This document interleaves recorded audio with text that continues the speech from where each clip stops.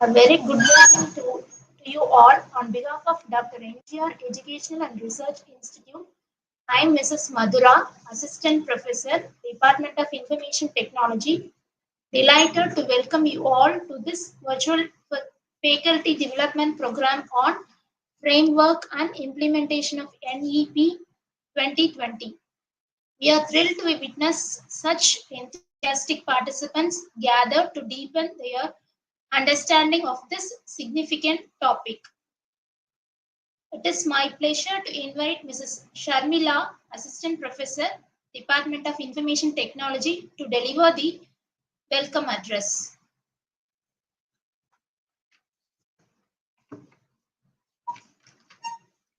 Good morning, everyone.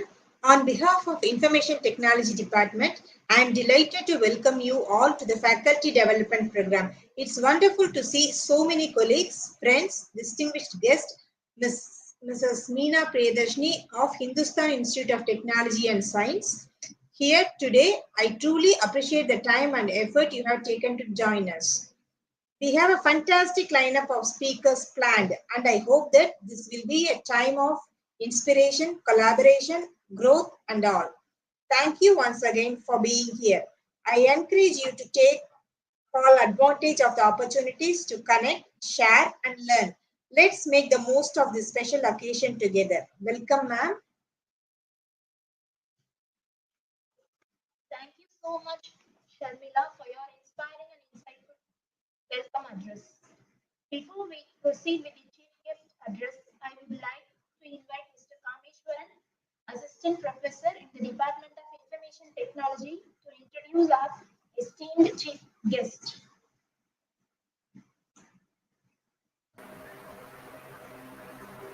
Good morning, everyone. It's both a privilege and an honor to introduce our esteemed speaker of today's session.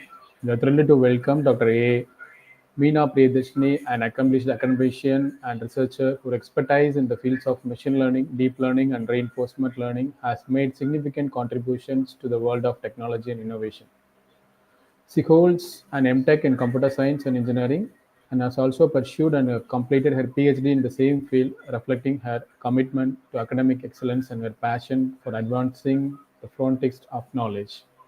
She currently serves as assistant professor uh, at Hindustan Institute of Science and Technology over 10 years with extensive teaching experience. Her profound understanding of computer science concepts, particularly in the area of artificial intelligence, makes her a revered figure in the academic community. In addition to her academic role, Dr. Meena Priyadarshini brings a valuable industry experience, having worked in the industry for over 4 years. We are truly fortunate to have someone of her caliber with us today. Please join me in extending a warm welcome to Dr. Meena Priyadarshini, our distinguished chief guest of the today's FDP. Welcome you, ma'am.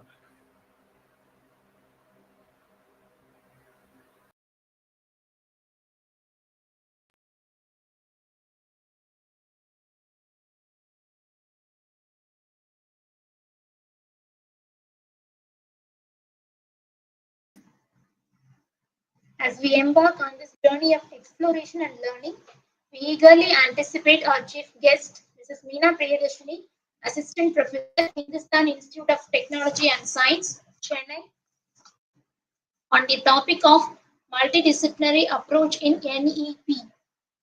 Your presence here today not only enriches our program but also inspires us to strive for excellence in our academic pursuits.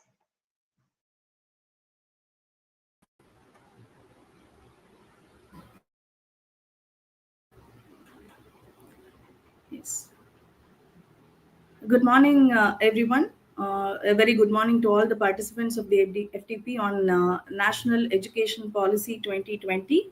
I am Meena Priyadarshini, and I am working for Hindustan Institute of Science and Technology as an assistant professor since 2 years. And previously, I was working for SRM Institute of Science and Technology for 8 years. And I guess we'll start the session for today. And is my PPT visible to everyone?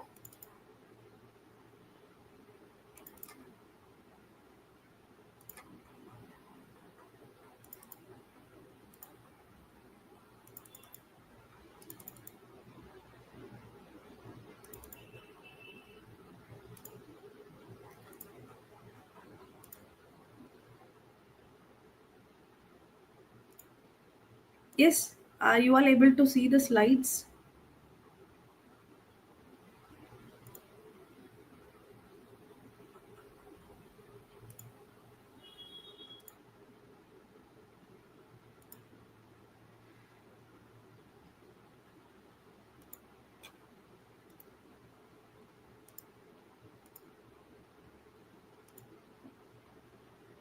Yeah, can I get some answers from the admin, please?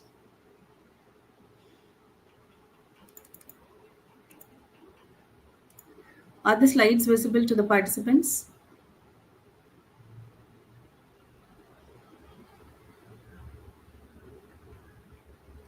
No? Okay.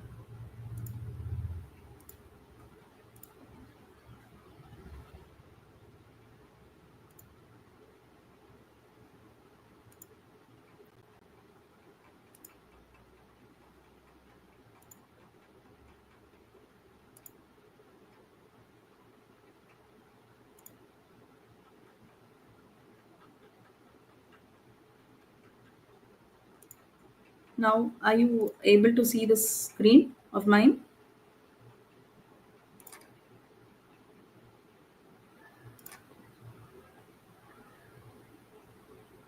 Yes?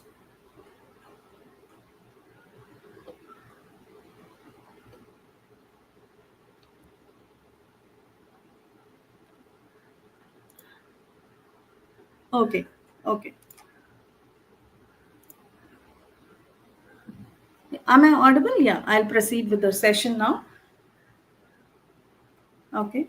So my agenda of this session would be the key highlights of NEP 2020, and I would be focusing on the main feature of NEP 2020, which is the multidisciplinary learning.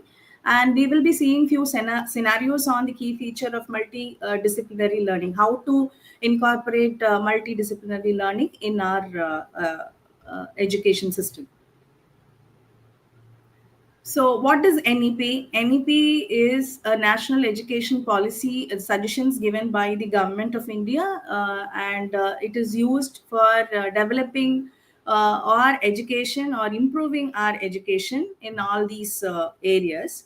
So, we can provide holistic education, which means that we can provide multidisciplinary approach in the curriculum, and we can have multiple undergraduate choices, like different entry points and exit points, where we can have a 1 year certificate program, or a 2 year diploma program, or a bachelor degree of 3 years, or we can even have a 4 year bachelor program where the last year is going to be the research. And they also suggest a single regulator for all the higher education except for the medical and the legal education.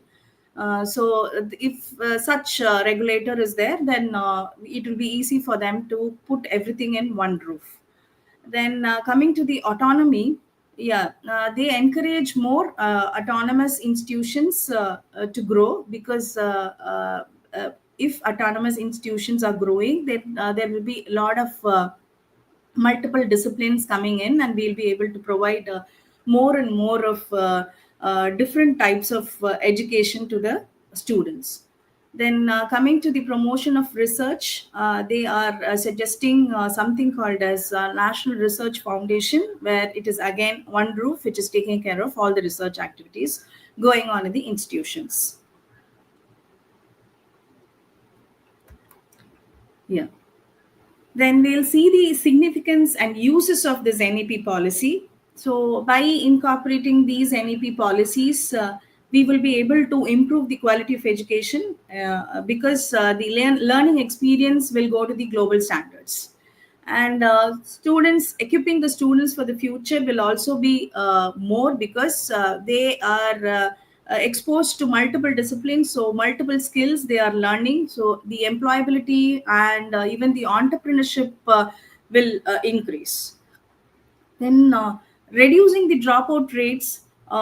So what is going to be the factor which reduces the dropout rates would be, we are encouraging the students to pursue what they want. So if they are really liking something, we are allowing the students to do that, so they will be interested in pursuing the education rather than dropping out. So that is the important thing in NEP policy.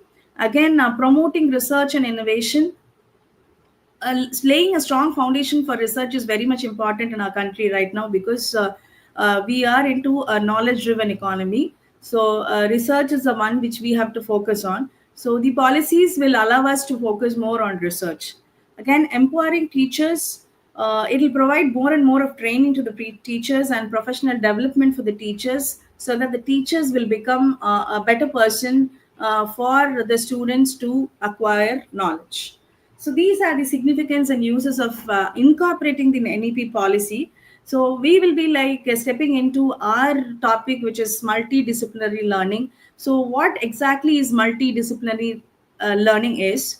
It integrates knowledge. It integrates multiple disciplines to provide the students with lot of understanding with the real world issues and challenges. And it also aims to get into break the traditional silos. What is traditional silos here is like getting stuck with one domain, getting stuck with one area where they learn only that area and related to that.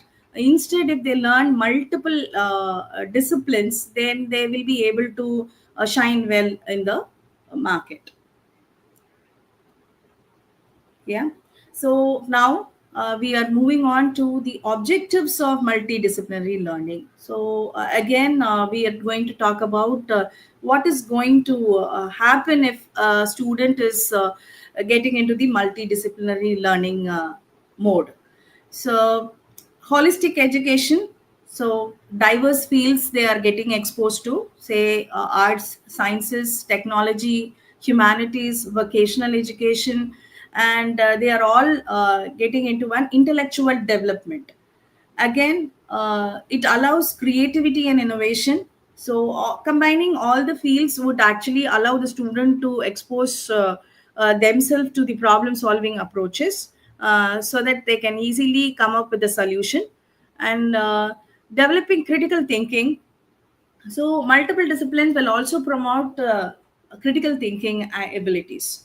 So again, enhancing the employability. So the students who with blends of skills, with diverse areas of skills, they will be easily able to come up with a solution, or come bring a solution to any problem. So they'll be like easily available, or easily readily available to the market.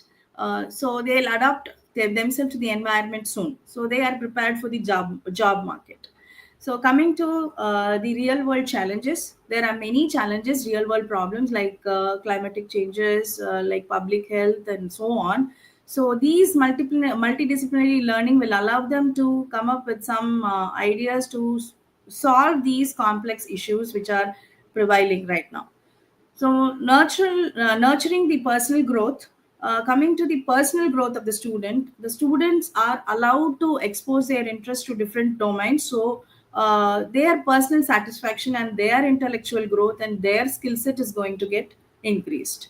And finally, we are coming up with the objective of bridging the gap between the streams. That is very important point which we have to note here, because all these streams which we have seen till now are different in their areas, like arts, sciences, commerce, vocational, and everything.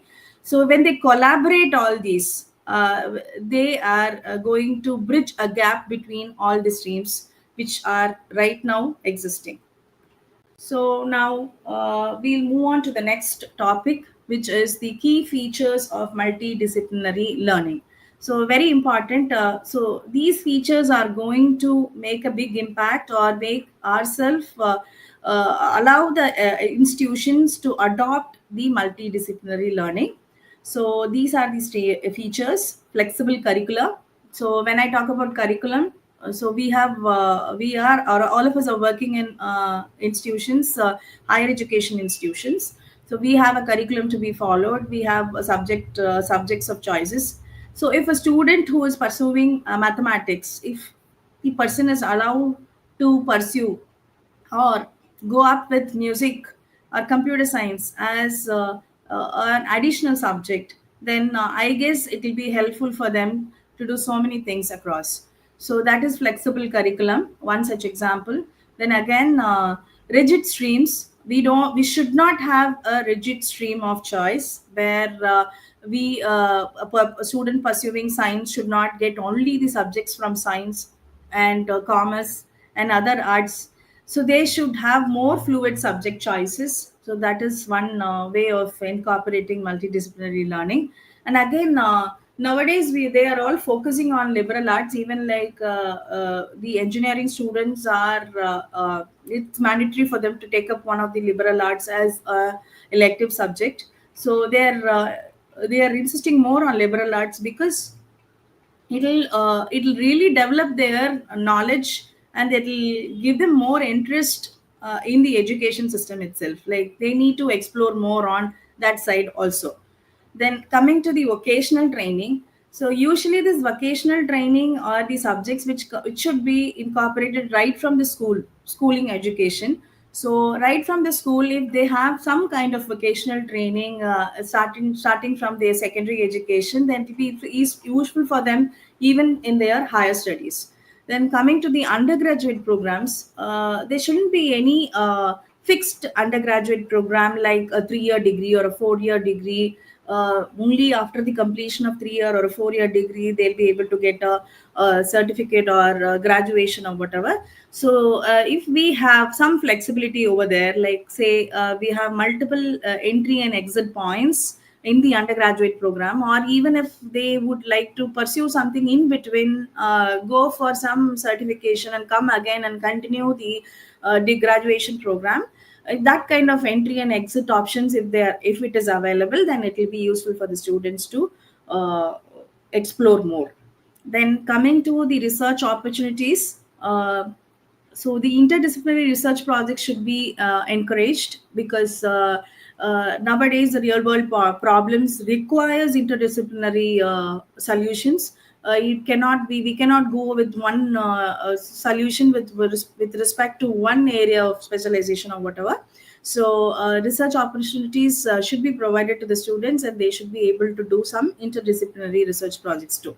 So institutional transformation is the final one, the objective, the feature where it can improve the or incorporate the multidisciplinary learning. Say, for example, institutions which are allowing to pursue degrees in one area or one domain, like an area of study, can become an autonomous institution, having more and more of courses provided, offering degrees offering for the students offered for the students. Okay, so these are the key features.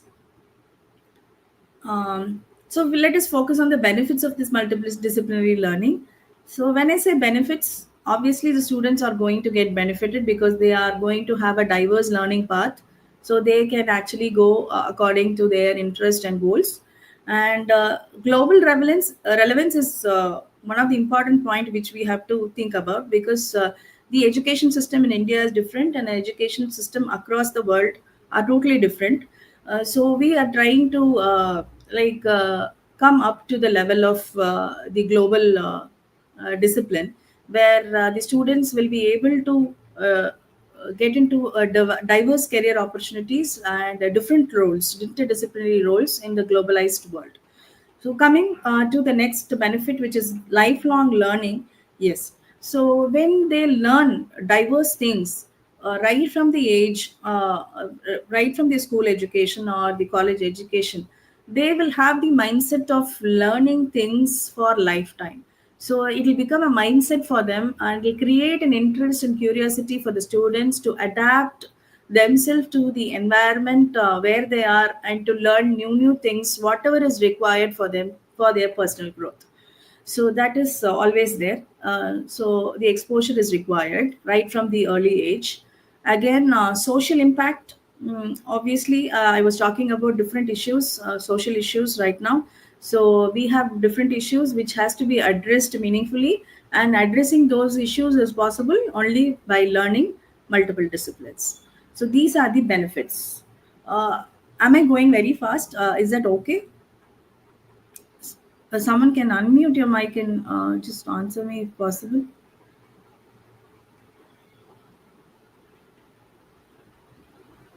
Are you allowed to talk?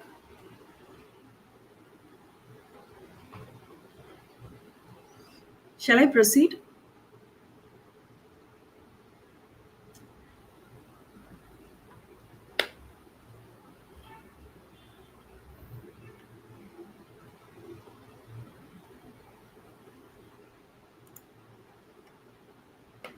Just a minute.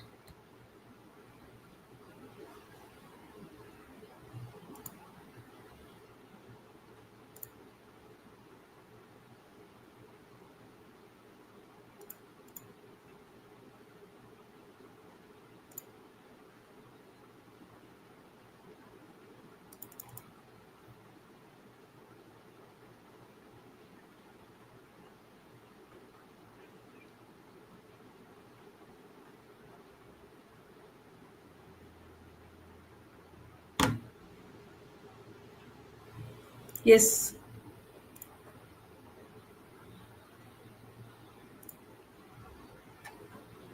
Yes. So I'm getting into the features. We saw all the features of multidisciplinary learning, and I will be like explaining the scenarios or one of the example where those features are incorporated in the institutions and how it is going to impact the education after the implementation of such a feature. So we will move on to one by one, the features one by one. The first feature is flexible curricula. So when I say flexible curricula, I was talking about diverse subjects. I told you when I was explaining the features. So we will take a scenario now. A student named Arav. I'm taking an example name for just a scenario. So Arav, he is pursuing his bachelor degree in computer science. But he has a diverse interest. Under a flexible curriculum, we imagine that we have incorporated flexible curriculum as per the NEP policy 2020. Mandatory courses for Arav would be the programming fundamentals, as he is pursuing bachelor's degree in computer science. So he will be having these subjects as mandatory because programming fundamentals, data structures and algorithm, and artificial intelligence. His electives, these interdisciplinary choices would be psychology. In psychology, he is learning cognitive science and human behavior. So all of us know that this cognitive science and human behavior is to understand how people think, and it is used for designing the AI systems. And again, business studies is one other interdisciplinary choice provided to him, which is he has opted for entrepreneurship and innovation. To learn how to launch a startup, so which is also very much required right now because people are moving towards all startups. Again, music. Coming to the music, the basics of music composition and all, he's learning. His passion is music, so he's learning that. So this is the scenario. And again, coming to this vocational courses, as I told you, Arav is opting for some vocational course of graphic design and animation, and some cyber security. This is purely for employability. Again, in his final year, Arav is working on a multidisciplinary research project, which is AI and music therapy for mental health. So this integration, the title itself will tell you like how he has incorporated everything, whatever he has learned, like integrating the computer science, which is AI, and psychology, which is the mental health. Mental health is related to psychology, and he has also learned some music. So he knows how to do something with music also. So this AI in music therapy for mental health is a very good uh, topic of research choice he has taken. As he has gone through all these uh, diverse courses, he would be able to come up with some solution related to this particular project title. So this flexibility in the learning mode allowed him to take up courses online too. So this is one example where flexible curricula can be incorporated in the institution. So the next feature, which is focus on liberal arts. So what is liberal arts? All of us know what is liberal arts. So a student who named Ananya, she is enrolling herself in liberal arts program. So this program will allow her to study different subjects like humanities, sciences, arts, and social sciences. And also imagine that we are working on some focusing on some personal interest too. So the first year she will be taking up introduction to philosophy, basics of environmental science, creative writing, statistics and data analysis, history of arts and architecture. All of us know this is the foundational course which she is going to go through for the bachelor degree. And coming to the second year, uh, she selects the major and minor. In major, she is selecting something called political science. So she is passionate about the government's governance policies and global relations. So she has taken political science. Then her minor would be media studies. She wants to explore more on the role of media and public opinion, and psychology to understand the human behavior and decision making. Some sample courses she takes are international relations and Indian political thought. So these are the minors, like digital media and society, introduction to behavior psychology. So what is it? What is it like? We are coming up to a point is like she's not only taking, she's not only learning only her domain. She is exploring more on the other things, which is allowing her to become an industry ready person. So this is the next feature, and we'll move on to the next feature, which is integration of vocational training, which I was talking about during the introduction of the features. So, say for example, I told you that this vocational training should start from the school days onwards. Why this vocational training is required from the school days? All of us know that skills, all the skills, the physical things which we do, even art or whatever it is, if it is given at the early age, it is easy for them to learn. So imagine a student who's in grade 8 or 8th standard. So he has all his core academic subjects, mathematics, science, social studies, English. All of us know what is it for. All of us know why we are learning all these subjects, core subjects. And along with this, this person, this boy, is someone is choosing an occasional training of basics of 3D printing and modeling. So, what does this course include? This course includes understanding the principles of 3D printing. So, designing a simple 3D model, like a software is used for that called Tinkercad, and printing the objects like keychains and small models in the lab itself. Okay, so this is the occasional course he is taking. He is taking, and suddenly like he's getting an opportunity, internship opportunity during a summer break. So he is going on with the local workshop that uses 3D printing for prototyping. So this is the workshop which he is taking up.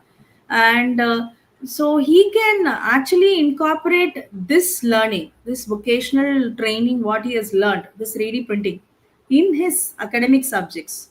So, for example, a science project where he has to model a bridge. So, he can combine his technical skills along with the academic learning about the structural engineering, and he can incorporate it in the project. So, that is what is required. So, this life skills uh, will allow him to become an entrepreneur. Maybe he can just come up with a startup which does this 3D printing also. So this is one example of including vocational training in the education system. Next, we are going to focus on these undergraduate programs. So the undergraduate programs right now we are actually moving towards the flexibility, I guess, because all of us know that we have multiple disciplines now combined up, and a degree is being offered to the student and all. So now we'll take a scenario. Here I am using a name called Meera, a student called Meera. She is taking a bachelor degree in interdisciplinary studies itself. See this we have to note because uh, it is not like a degree program where it has a diverse courses included. It is a degree which is for interdisciplinary studies itself. A university is allowing a person to take up a degree of interdisciplinary studies. So imagine that if that is a course, if this particular course or a degree program is introduced in a university, So this program can have these kind of curricula, where an undergraduate first year, a foundational year, she can have the foundational courses like critical thinking, logical reasoning, then digital literacy, and introduction to coding, environmental science, communication skills in English, introduction to Indian culture and heritage. So look at the course, the list of courses offered. It is completely diverse.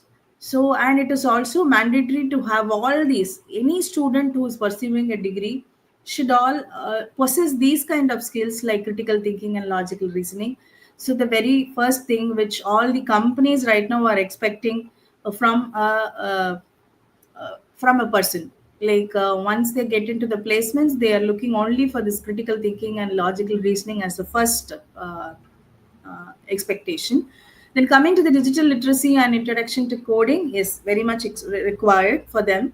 And again, all these areas are very diverse, and it is given at the foundation year of first year.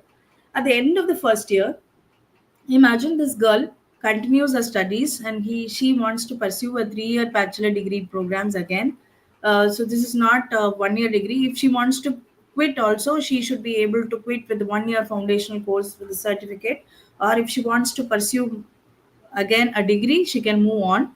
Again, in year 2, she is exploring the interest of majors and minors, like data science would be her major. She is interested in coding and computer science, so, and also this data science. So she has taken up data science, and minor as psychology and creative writing.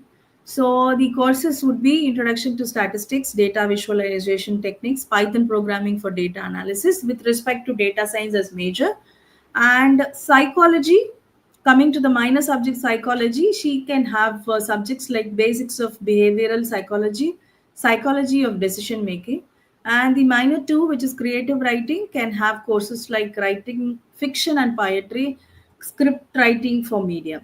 So at this end of the second year, after learning all these subjects, Meera is allowed to earn a diploma in interdisciplinary studies in case she wants to pass her education. This is what we are like focusing on. Any undergraduate program, it can even be a certification, 1-year diploma or a 2-year course, an interdisciplinary diploma, a certification course as a diploma course or an undergraduate degree or a degree with research. So we'll move on to the year 3. If she would like to continue her education, she can go with some specialization like advances in her major, which is machine learning. And she can also pursue some electives like data ethics and privacy, media and communication in digital age. So by this third year, she should be like asked to take an internship on her major. So data analytics, some project titled on role of AI in understanding customer behavior. So look at the title here. So we can really understand how these diverse subjects which she has learned is going to contribute in the internship which she is doing. The role of AI in understanding the consumer behavior. So whatever she has learned, she'll be able to completely incorporate in her internship. So by the end of the third year, she should be able to finish her degree, and she can earn her bachelor's degree. And if she is interested even more on the research perspective or research area, she can go for an optional 4th-year program to pursue the bachelor's degree with research in data science. Here, her focus would be basically on the big data analysis, then research methods and ethics, and she can actually get into some projects where he can develop some predictive model for e-commerce trends. This is one example which they have given. They're developing a predictive model for the e-commerce trends nowadays. So this is one example where the undergraduate programs can be as flexible as possible according to the students' need, because any student who are like getting enrolled to a degree, most of the students nowadays, they don't know why they are enrolling for the particular degree. So once they get into the degree, they may be interested in taking up the degree or not, whatever it is. By end of the first year or second year, they'll come to a conclusion. Accordingly, the students should be given a choice to take their area of specialization or whatever they are interested in. So this is the idea. Again, we are focusing on the multiple entry and exit points. As I told you, 1 year it is going to be a certificate, 2 years diploma, and 3 years it is going to be a bachelor's degree, and 4 years a bachelor degree with the research. So again, all the credits they earn each and every year can be stored in the academic bank of credits, allowing the students to resume their studies. Even if they exit in the midway, they should be able to continue their degree anytime. So this is undergraduate program. So if these flexibilities are allowed in the undergraduate programs, we can actually expect more outcomes from the students, and we can also reduce the dropout rates, and we can also see a lot of students getting placed after their degree. So final, not the final, not the last, but the previous one, which is the research opportunities. So all of us know how important research is right now. So here I'm taking a student called Arjun as an example. He is pursuing his degree in environmental science with research in the university, which is aligned to the NEP 2020 principles, and he is interested in actually addressing climatic change and sustainable practices. So some students, they are actually starting or getting enrolled to a course focusing on something. They will have some their interest on their own. So this student is interested in addressing the climatic change and sustainable practices. So in year 1 and year 2, this foundational learning will have this is environmental science as a degree, as it has environmental science as a degree. It will have introduction to climate change, sustainable development goals, basics of research design and data collection. And in year 1 and 2, he'll be learning all this. And in year 3, he can go for some research driven electives like urban waste management techniques, how to this renewable energy technology, environmental policy and law. So these are the electives which are given in the year 3. So we suggest people to take related electives according to their goals. So people now nowadays students are focusing on choosing the electives based on the availability or even the faculty choices. But then if they really know what they want to do in the future, they can actually set up a path, choosing their electives in a better way in order to improve their skills. So coming to the minor project which he is doing is analyzing air pollution trends in urban areas using open source data tools. And again, this project will introduce him to data analysis and geographical information system mapping and environmental monitoring. So again, we can see that even though he is like focusing on climate change and sustainable practices, he should be able to do a project which incorporates open source data tools and data analysis. So in the year 4, after finishing that minor project, in the year 4, this person is focusing on the research project, which is cost effective biodegradable packaging material for agricultural waste. This is completely different project, where this project will involve professors. He collaborates with professors in the chemistry department to understand what is material and properties of material, and he is partnering with local NGOs for pilot testing the products in the rural market, because we'll have to test all the existing products first. And again, he explores funding and commercialization opportunities through universities innovation cell. So these are the scope which is given to the student to focus on the research. And coming to the interdisciplinary part here, so he has to work along with the students of other domains too, because the business studies is required, because designing a business model for the mass production is also required for this to be done. Again, computer science is also required for developing an app for tracking the life cycle of the biodegradable products. So this is one scenario where what kind of research opportunity, how we can provide a research opportunity to the students to pursue. So now we have come to the last feature of the multidisciplinary approach of NEP policy, NEP 2020. I'm just taking a random example of a college called Greenfield College. So this college is an arts and science college, and it undergoes a transformation to become a university, a multidisciplinary university under the directives of NEP 2020. So we will see how this institution transforms or unfolds itself to the transformation. So before the transformation, this is just a college having a limited program in arts and science such as BA, BSc, and so on. So after the transformation, you can see this university GMU will be offering different domains or areas where humanities and social sciences will have psychology, political science, and economics. Then sciences will have environmental science and data science. Professional programs will have law, management, engineering, and teacher education. Vocational courses will include interior design and digital marketing.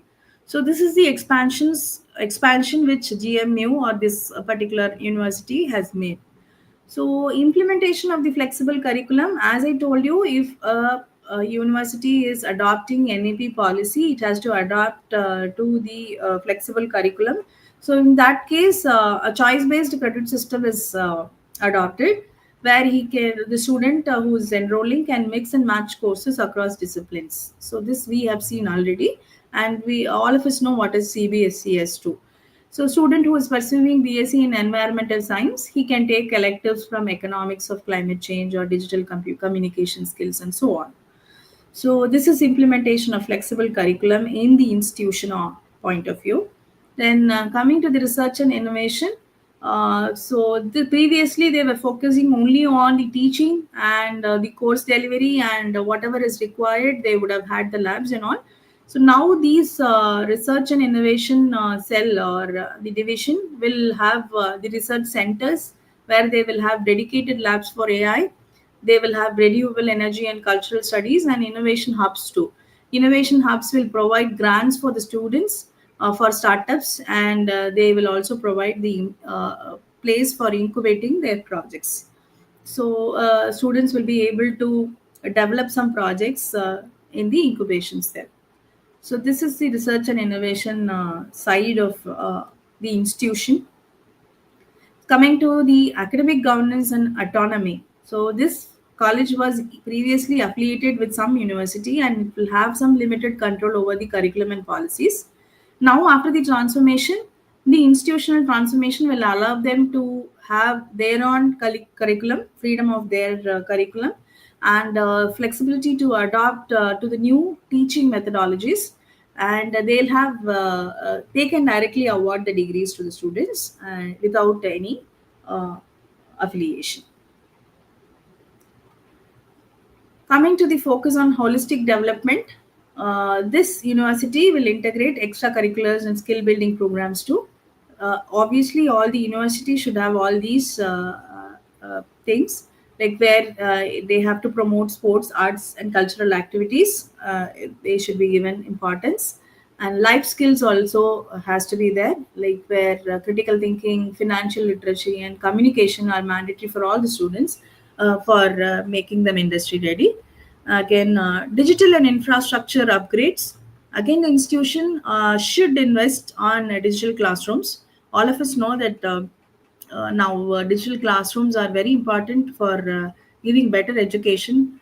Online learning platforms should be there, and centralized academic bank of credits, as I told you in one of the example. So this will allow the students to transfer the credit without any problem, and it will all the state of art libraries and labs which will support multiple disciplines. So that is very much important, because not that having all multiple disciplines in the course of study, they should have required facilities to provide the education in a better way. Coming to the focus on inclusivity, this GMA will ensure equitable access to the education.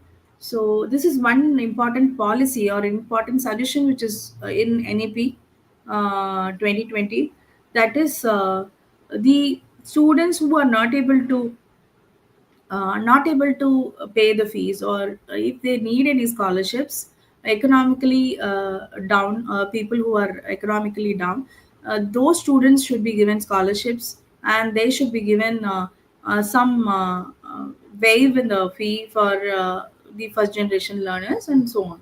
So collaboration with the local communities to offer the skill development programs, all these will have more focus on the inclusivity.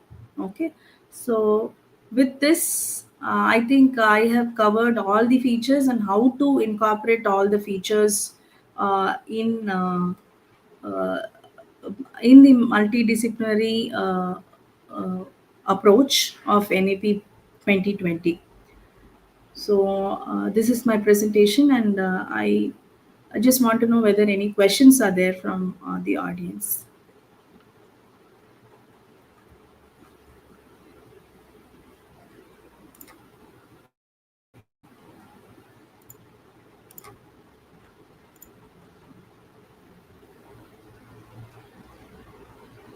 Yes, please.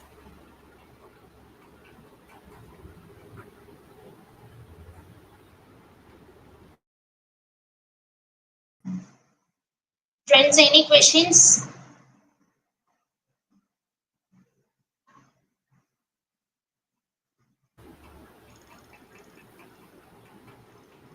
Yes, ma'am. If there are no questions, then we can wind up.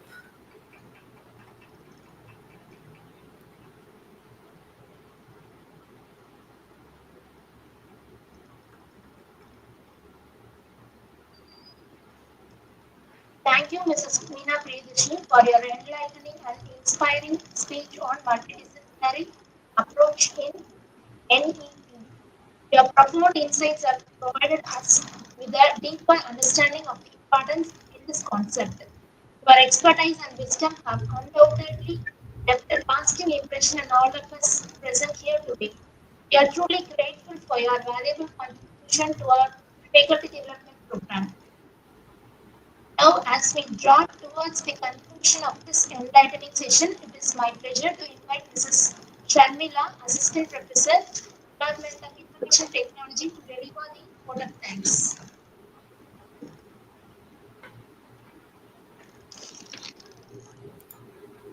Good morning, everyone. On behalf of the organizers, I would like to express our sincere gratitude to all of you attending today's event. First and foremost, I would like to thank our esteemed speaker, Mrs. Meena Priyadashini, Hindustan Institute of Technology, for sharing her valuable insights and expertise on the topic of NEP 2020, empowering college professors to integrate 21st century skills for enhancing student employability and entrepreneurship in higher education. Your session was both informative and inspiring, and we are grateful for your contribution to the success of this event. I would also like to extend a heartfelt appreciation to our Honorable President, Engineer A.P.S. Kumar sir, for his untiring support and guidance.